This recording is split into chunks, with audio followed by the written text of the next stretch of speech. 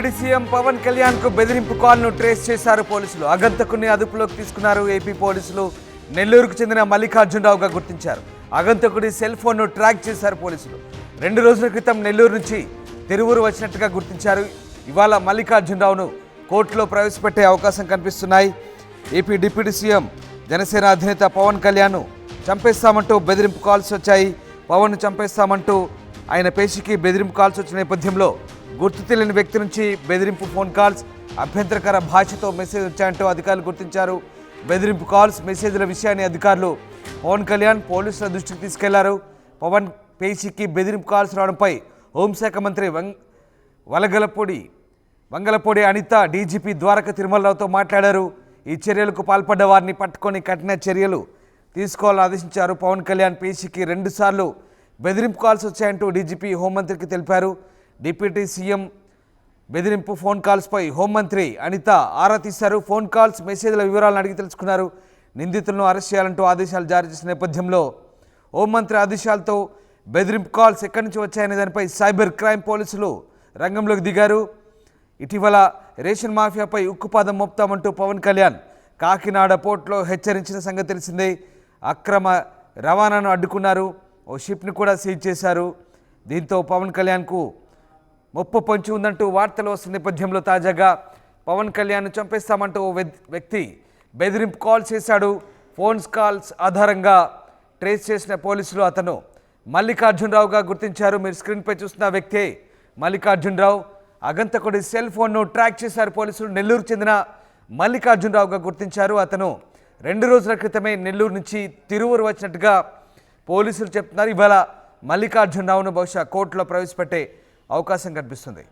మా కొలీగ్ రాజేష్ జైన్ అవుతున్నారు. రాజేష్, పవన్ కళ్యాణ్ బెదిరించిన వ్యక్తి మల్లికార్జునరావుగా పోలీసులు గుర్తించినట్టుగా తెలుస్తుంది. ఏ రకంగా అతన్ని ట్రేస్ అవుట్ చేశారు? పోలీసులు ఏం చెప్తున్నారు? ఇవాళ కోర్టులో అతన్ని ప్రవేశపెట్టే ఛాన్స్ ఉందా? ప్రస్తుతానికైతే పోలీసు అదుపులోనే అతను నిందితుడు అగంతకుడు మల్లికార్జున అయితే ఉన్నారు. నిన్న రాత్రి 9 గంటల ప్రాంతంలోనే లబ్బిపేట పరిసర ప్రాంతాలన్నీ కృష్ణంగా పోలీసులు అదుపులో తీసుకున్నట్టు తెలుస్తుంది. అయితే ఇప్పటి వరకు పోలీసులు అధికారికంగా మల్లికార్జున్ని అదుపులో తీసుకున్నామని ఎక్కడ కూడా అఫీషియల్ గా ప్రకటించలేదు. DGP Dwaraka Tirumala Rao press meet పెట్టి దీని మీద ప్రకటన చేసే అవకాశం అయితే ఉంది. పూర్తి స్థాయిలో అతన్ని విచారణ చేసి ఎందుకు చేశాడు, అసలు నెంబర్ పవన్ కళ్యాణ్ పేషీ నెంబర్ ఏ విధంగా అతనికి వచ్చింది, అదేవిధంగా హోంమంత్రి వంగలపూడి అనిత నెంబరు ఏ విధంగా అతనికి వచ్చింది, ఎవరు ఇతనికి సహకారం అందించారు అనే దానిపైన పోలీసులు పూర్తి స్థాయిలో అతని దగ్గర నుంచి సమాచారం సేకరిస్తున్నారు.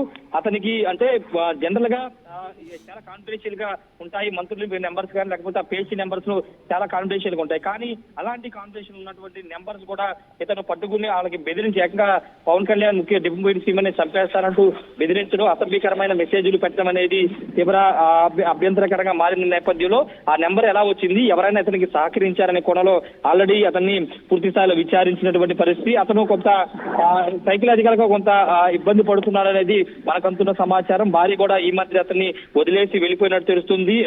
తిరువూరుకు సంబంధించినటువంటి కుటుంబ సభ్యులు తిరువూరులో ఉన్నట్టు కూడా పోలీసులు అయితే చెబుతున్నారు. ఈ రోజు మధ్యాహ్నానికి లేదా సాయంత్రానికి పోలీసులు ఒక ప్రెస్ మీట్ పెట్టి పూర్తి స్థాయిలో అతన్ని ప్రవేశపెట్టే అవకాశం కనబడుతుంది. మీడియా కూడా చూపించే అవకాశం అయితే కనబడుతుంది. రెండోది పోలీసులే పూర్తి స్థాయిలో మొత్తం వివరాలన్నీ కూడా వెల్లడించే అవకాశం కూడా కనబడుతుంది. ఏదేమైనప్పటికీ నిన్న సాయంత్రం 6 గంటలకి న్యూస్ బయటకు వచ్చిన తర్వాత రాష్ట్ర వ్యాప్తంగా ఒక కలకలం అనేది రేగింది. డిప్యూటీ సీఎం పవన్ కళ్యాణ్ కి ప్రాణహాని ఉంది, ఏకంగా చంపేస్తామంటూ బెదిరింపు కాల్స్ రావడంతో జనసేన పార్టీ కార్యకర్తలు కానీ నేతలు కానీ చాలా ఆందోళనకు గురైనటువంటి పరిస్థితి. ఈ నేపథ్యంలో చాలా వేగంగానే పోలీసులు స్పందించారు. అతను చేసినటువంటి ఫోన్ నెంబర్ ఆధారంగా అతను ఎక్కడున్నారో ట్రేస్ అవుట్ చేసే ప్రయత్నం చేశారు. అయితే లబ్బిపేట పరిసర ప్రాంతాల్లో ఉన్నాడని తెలుసుకున్నప్పటికీ అతను ఆ సమీపంలో 4-5 కిలోమీటర్కి వెళ్ళి సమీపంలోకి వెళ్ళిన తర్వాత నెంబర్ స్విచ్ ఆఫ్ చేసుకున్నాడని తెలుస్తుంది. అయినప్పటికీ పోలీసులు ఉన్న సాంకేతిక పరిజ్ఞానం ద్వారా అతన్ని అదుపులోకి అయితే తీసుకున్నారు. అధికారికంగా అయితే ఈ రోజు ప్రకటించే అవకాశం కనబడుతుంది. ప్రస్తుతానికి పోలీసులు అదుపులోనే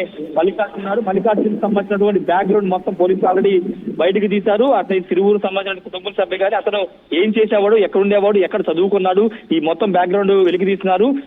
ఈ విషయంలో ముఖ్యంగా అయితే రాజేష్, అంటే మొన్న ఇటీవలి కాలంలో పవన్ కళ్యాణ్ కాకినాడ పోర్టులో అక్రమ బియ్యం రవాణాకు సంబంధించి కొంత ఆయన ఫైర్ అయ్యారు. షిప్ను కూడా సీజ్ చేశారు. స్మగ్లర్లపై సంగతి తెలుస్తానంటూ పవన్ కళ్యాణ్ హెచ్చరించిన నేపథ్యం. సో ఒకవేళ ఈ వ్యక్తికి ఆ మూలాలు ఏమైనా ఉన్నాయా? అంటే స్మగ్లర్లతో ఏమైనా సంబంధాలు ఉన్నట్టుగా పోలీసులు చెప్తున్నారా, లేదా ఏదో ఆకతాయి పనిగానే మతిస్థిమితం తప్ప ఏమైనా చేశాడా?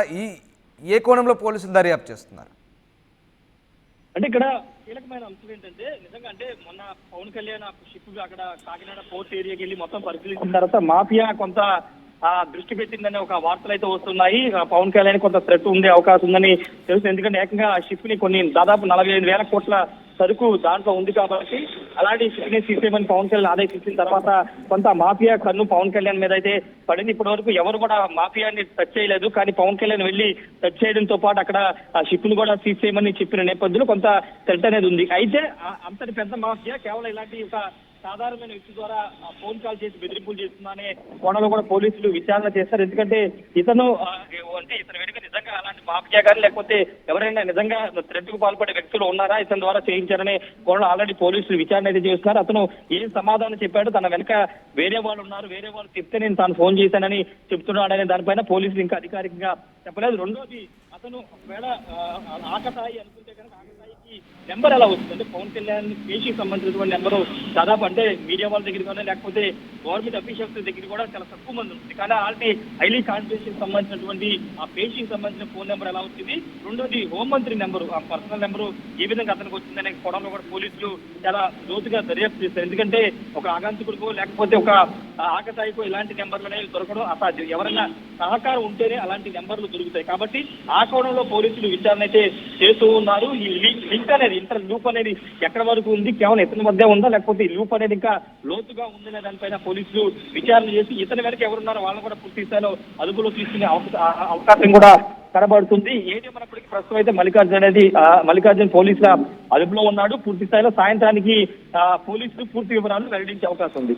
Right, yes, thank you Rajesh. Screen పై చూస్తున్న వ్యక్తి మల్లికార్జున్ రావు, పవన్ కళ్యాణ్ బెదిరించిన వ్యక్తిని, పవన్ను చంపేస్తానంటూ బెదిరించిన ఆగంతకుని పోలీసులు అదుపులోకి తీసుకున్నారు. నెల్లూరు చెందిన మల్లికార్జున్ రావుగా గుర్తించారు.